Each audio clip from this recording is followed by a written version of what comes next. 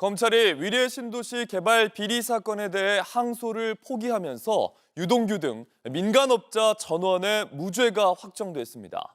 이재명 대통령 재판에도 영향을 줄 걸로 보이는데 이 대통령은 법리적으로 성립하지 않는 사건이라며 검찰을 비판했습니다. 국민의힘은 검찰이 대장동에 이어 국민에 대한 책임을 스스로 포기했다고 날을 세웠습니다. 이세영 기자입니다. 검찰이 위례 신도시 개발 비리 사건에 대해 항소하지 않기로 했습니다.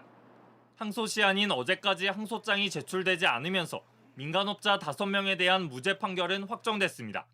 서울중앙지법은 지난달 28일 유동규 전 성남도시개발공사 본부장과 남욱 변호사, 정영학 회계사 등에게 적용된 부패방지법 위반 혐의에 대해 무죄를 선고했습니다.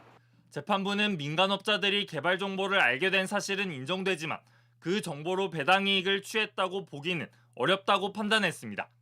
검찰 내부에선 상급심 판단을 받아볼 필요가 있다는 의견도 나왔지만 항소 실익이 없다고 결론 내린 것으로 전해졌습니다. 검찰의 항소 포기로 해당 사건 관련해 별도 기소된 이재명 대통령 재판에도 영향을 줄 전망입니다.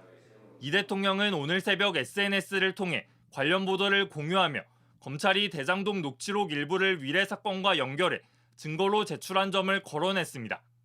그러면서 법리상 되지도 않는 사건으로 나를 엮어보려 했다고 비판했습니다. 위례 사건 기소 자체가 검찰의 조작 기소였다는 점을 강조한 걸로 보입니다.